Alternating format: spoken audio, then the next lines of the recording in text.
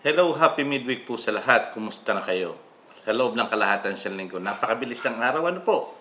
Ngayong araw na ito, araw ng Miyerkules, tayo po ay magbabasa sa aklat ng Exodus sa ikalawang kapitulo niya.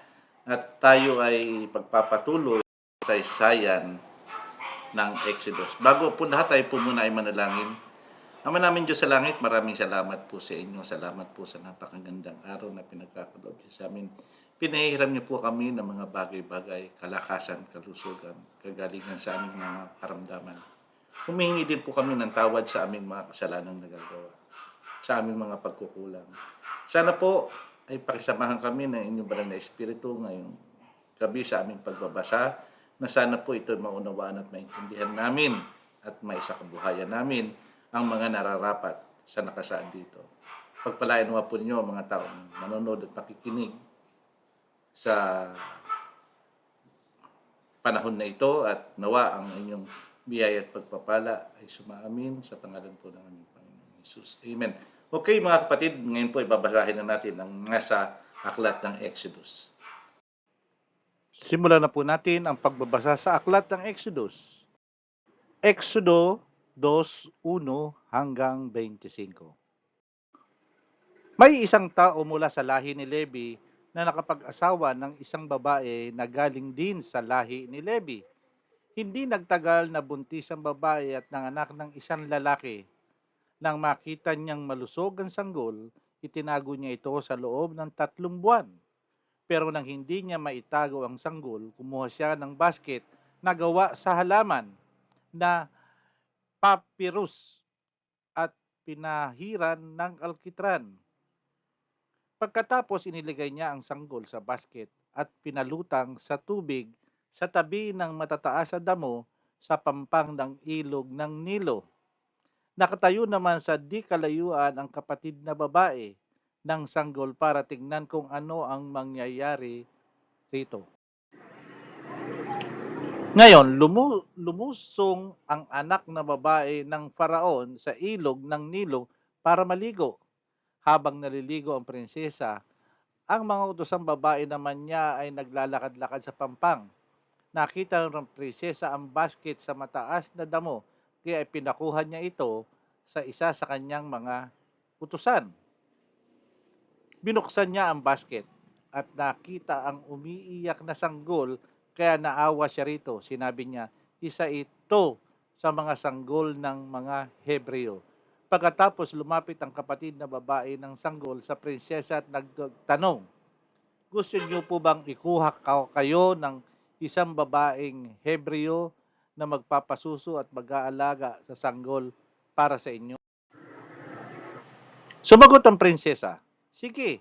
Kaya umalis ang kapatid ng babae, kapatid ng sanggol, at pinuntahan ng kanilang ina at dinala sa prinsesa. Sinabi ng prinsesa sa ina ng bata, dalhin mo ang sanggol na ito at pasusuhin para sa akin. Alagaan mo siya at babayaran kita. Kaya kinuha niya ang sanggol at inalagaan.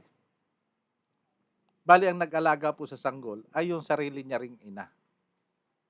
Nang lumaki ang sanggol, dinala siya ng kanyang ina sa prinsesa at itinurong siya ng prinsesa bilang tunay niyang anak.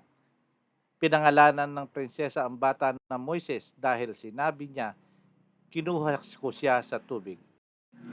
Isang araw, nang binata na si Moises, pumunta siya sa mga kadugo niya at nakita niya kung paano sila pinahihirapan. Nakita niya ang isang Ehipsyo na hinahagupit ang isang Ebreo na kadugo niya. Luminga-linga sa paligid kung may nakatingin at nang wala siyang makita, pinatay niya ang Ehipsyo at ibinaon ang bangkay sa buhangin.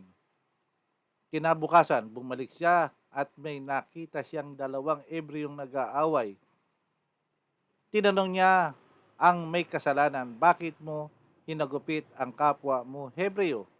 Sumagot ang lalaki, sino ang naglagay sa iyo para maging pinuno at hukom namin? Papatayin mo rin ba ako katulad ng ginawa mo sa Ehipsyo kahapon? Natakot si Moises at sinabi sa kanyang sarili, may nakakaalam pala ng ginawa. Nang malaman ng Faraon ang ginawa ni Moises, tinangka niya itong patayin, pero tumakas si Moises papuntang Midian para roon manirahan. Pagdating niya sa Midian, naupo siya sa gilid ng balon. Ngayon, dumating naman ang 7 anak na babae ng pari ng Midian para umigib at painumin muri ang alagang hayop ng kanilang ama. May dumating roon na mga pastor at pinaalis nila ang mga babae at ang kanilang mga hayop, pero tinulungan ni Moises ang mga babaeng anak ng pari at pinainom pa niya ang mga alaga nilang hayop. Pag-uwi ng mga babae sa ama nilang si Raquel, tinanong niya sila, bakit parang napaaga ang pag-uwi niyo? Sumagot sila, may isang Ehipsyo po na tumulong sa amin laban sa mga pastol. Pinag-igib niya kami ng tubig at pinainom ang aming mga hayop. Nagtanong ang kanilang ama, nasaan na siya? Bakit niyo siya iniwan? Tawagin niyo siya at ayahaing kumain. Tinanggap ni Moses ang paanyaya at pumayag siya doon na tumira sa bahay ni Raquel. Nang magtagal, pinakasal ni Raquel, hindi pala Raquel, Ruel, ang anak niyang si Sipora kay Moises. Nagbuntis si Sipora at nanganak ng isang lalaki at pinangalanan ito ni Moises na Gershom dahil sinabi niya, dayuhan ako sa lupaing ito. Pagkalipas ng maraming taon, namatay ang hari ng Ehipto, pero patuloy pa rin ang paghihirap ng mga Israelita sa kanilang pagkaalipin.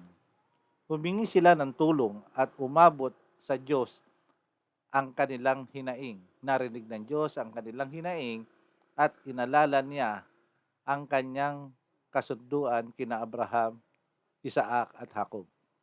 Nakita ng Diyos ang kalagayan nila at naawa ang Diyos sa kanila. Nakita po natin ang kasaysayan ni Moises nung siya ay sanggol at nakita natin kung paano siya napunta sa palasyo. Napakagandang istorya ano po. Sa pagtatapos po tayo po muna ay manalangin. Ama namin Diyos sa langit, maraming salamat po sa inyo. Salamat po sa napakagandang istorya na aming nabasa ngayong gabi na sana po ito ay maging inspirasyon po namin at may pamahagi po namin sa iba ang totoong istorya nito. At sana po ay pagpalain naman po niyo muli kami sa loob ng kalahating isang linggo pang darating. At nawa ang inyong biyaya at pagpapala ay laging sumasa amin, pag-iingat ng inyong malalakas at magagaling na anghel, paalalahanan kami palagi ng inyong banal na Espiritu at ang lahat po inihiling namin sa pangalan ng Panginoong Hesus. Amen. Okay mga kapatid, sa darating pong Biyernes ay samahan pong muli ninyo ako at susunod natin ang napakagandang Kapitulo 3. Maraming salamat po at muli ako bumabati sa inyo ng Happy Midweek.